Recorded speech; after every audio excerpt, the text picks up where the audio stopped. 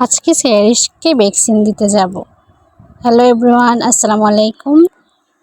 আজকে আমরা মা মেয়ে মিলে ভ্যাকসিন দিতে চলে যাব। সেরিশের জন্য একটা ছোট্ট পাতলা জামা আর আমার জন্য একটা বোরকা রেডি করে নিলাম। তারপর আমরা রেডি হয়ে ভ্যাকসিন দিতে চলে যাব। এই যে দেখো, আমি রেডি হয়ে গেছি। আমার মেয়েকেও রেডি করিয়ে দিলাম। রেডি করে আমি বের হয়ে গেলাম। আসলে সাথে আমার বোনও ছিল, কারণ আমি যেহেতু বাচ্চাকে নিয়ে একা একা পারবো না, তাই আমার বোনকেও সাথে নিয়ে নিলাম। তারপর টিকা দেওয়ার উদ্দেশ্যে বের হয়ে গেলাম।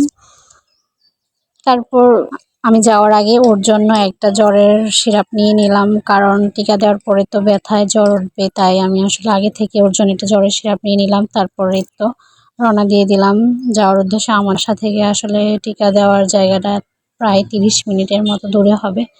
তার উপর আসলে এত পরিমাণ জ্যাম, গরম ছিল, কি বলবো।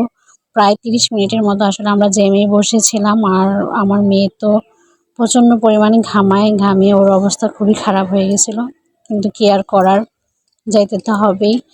তারপর অনেক পরিমাণ জ্যামের মধ্যে বসে থেকে আমরা যাচ্ছিলাম। রিক্সা মনে হতেছিল যে চলতেছিলই না, কারণ এত পরিমাণ জ্যাম ছিল। এই কুমিল্লা শহরে আসলে জ্যামজট কবে শেষ হবে আল্লাহ বলতে পারে।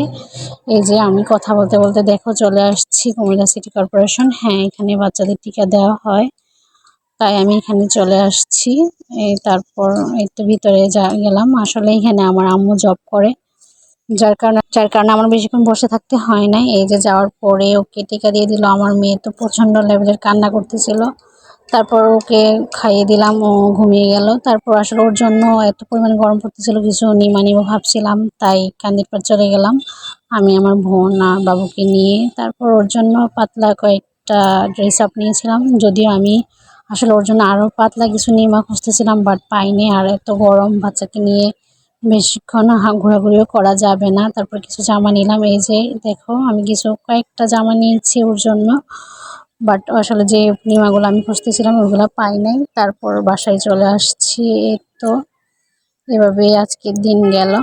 আজকের মতো এইটুকুই। বাই বাই, আল্লাহ হাফেজ।